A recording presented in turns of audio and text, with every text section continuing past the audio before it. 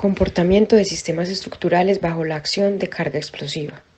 Una explosión se caracteriza por un cambio físico o químico del material, donde de forma repentina se transforma toda la energía potencial almacenada en trabajo mecánico, con la creación de una onda explosiva y un potente sonido. Existen tres principales categorías de explosiones: físicas, nucleares o químicas, dependiendo de la causa misma del evento.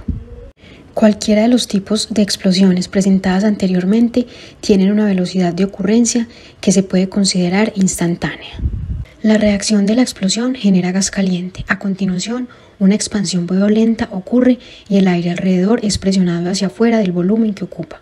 Como consecuencia de esto, una capa de aire comprimido, conocida como la onda explosiva, se forma justo enfrente del gas liberado de la explosión, conteniendo la mayoría de la energía liberada por la explosión. La expansión del gas conlleva a una caída de la presión hasta alcanzar un equilibrio con la presión atmosférica. Eventualmente, tanto la presión como la temperatura se estabilizan en función del tiempo. La clasificación de los materiales explosivos está basada principalmente en su susceptibilidad a iniciar la combustión. De esta forma se separan en dos grupos: explosivos primarios y explosivos secundarios. Los explosivos primarios son aquellos que pueden ser fácilmente detonados por chispas, llamas o impacto, y los explosivos secundarios poseen menor capacidad de iniciación que estos primarios. Los explosivos secundarios se caracterizan por ser compuestos de nitratos, y el ejemplo más conocido de este tipo de explosivos es el trinitrotolueno, TNT. Generalmente el TNT se utiliza como punto de referencia para comparar la energía específica de la masa de otros explosivos. Adicionalmente, los materiales explosivos se pueden clasificar de acuerdo con su estado físico: sólido, líquido o gaseoso. Tipos de explosiones. Las explosiones pueden subdividirse en función del confinamiento y ubicación de la carga explosiva. Para el caso sin confinar, tenemos explosiones al aire libre, que pueden ocurrir alejadas de la superficie del terreno, en cuyo caso la onda inicial no sufre una amplificación antes de llegar a la estructura. Cuando la detonación se da al aire libre y ocurre próxima a la superficie del suelo, la onda inicial incidente se refleja en el terreno y produce una onda reflejada, que se fusiona con la onda incidente original.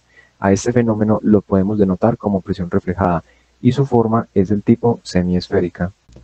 Para el caso confinado, la presión asociada a la explosión será amplificada por su reflexión con los elementos constituyentes de la estructura, las altas temperaturas y la acumulación de gases, por lo que, dependiendo del grado de ventilación o apertura de la estructura, una misma carga explosiva puede reducir considerablemente la magnitud y duración de las presiones internas generadas al disiparse por las aberturas u orificios. En la detonación, la reacción del explosivo produce ondas de choque de gran intensidad. Si el explosivo está en contacto con un material o muy cerca de este, se produce aplastamiento o desintegración del material. Este efecto se conoce normalmente como brisance. Para ambos casos, en la corta vida de una explosión se evidencia un fenómeno denominado presión dinámica. Este se da con un brusco aumento de la presión hasta un valor pico, que luego cae por debajo de la presión atmosférica, generando así un efecto de succión en la zona de detonación. Este último efecto es menos abrupto y más largo en el tiempo. La respuesta de una estructura ante una explosión debe considerarse desde el punto de vista de la estructura como un todo y el comportamiento de cada elemento constitutivo. Para ello, una de las claves está en analizar la relación que existe entre la duración de la detonación y el periodo de vibración natural. Cuando la duración de la carga explosiva es mucho mayor a la duración del periodo de vibración natural, se considera un caso semiestático, en el que el desplazamiento máximo ocurre durante la aplicación de la carga explosiva. Cuando la detonación es mucho más corta que el periodo de vibración natural, se denomina carga impulsiva. La edificación no ha tenido tiempo de responder con un desplazamiento significativo, por lo que se espera que la deformación máxima ocurra después del evento. Para los aspectos generales de las estructuras sometidas a una explosión, cuando ocurre una explosión en estructuras de hormigón, se espera un efecto de rebote que, mediante ciclos histeréticos, fisure internamente los elementos rígidos y conlleve a la disipación de la energía. En las estructuras metálicas, usualmente más esbeltas, se espera mayor inestabilidad a nivel global, debido a que el sistema actúa como un todo. También pueden soportar mayores deflexiones debido a las propiedades dúctiles del material. Aquellas estructuras que son diseñadas para ser resistentes a cargas accidentales de explosión trabajan en un rango plástico, ya que sería antieconómico diseñar una estructura que permaneciera en rango elástico y no aprovechara la capacidad real de absorber energía por medio de las deformaciones. Actualmente muchas estructuras de edificios públicos e institucionales deben ser diseñadas para poder resistir en forma segura a explosiones. En esos casos, la protección contra ataques explosivos consiste en limitar la zona de daño y evitar el colapso del edificio. En ese sentido, pues las simulaciones computacionales pueden resultar útiles para checar distintos tipos de configuraciones estructurales y detalles bajo una gran variedad de eventos hipotéticos. A manera de ejemplo, traemos a colación el colapso estructural bajo cargas explosivas del edificio AMIA, Asociación Mutual Israelita Argentina, ubicado en la ciudad de Buenos Aires, que fue parcialmente demolido por una explosión en el año 1994. La modelación computacional del edificio AMIA se llevó a partir de los planos de estructura y arquitectura del edificio real. El análisis bajo cargas explosivas requiere la consideración de todos los elementos no estructurales, especialmente las paredes, ya que juegan un papel muy importante en la propagación de la onda de presión. Analizando las partes del modelo, tenemos el modelo del edificio y el volumen del aire ocupado por el mismo. Para este caso se supuso que las caras laterales del nivel correspondientes al sótano eran contornos rígidos y en el resto de los bordes se permitió que el aire fluyera libremente.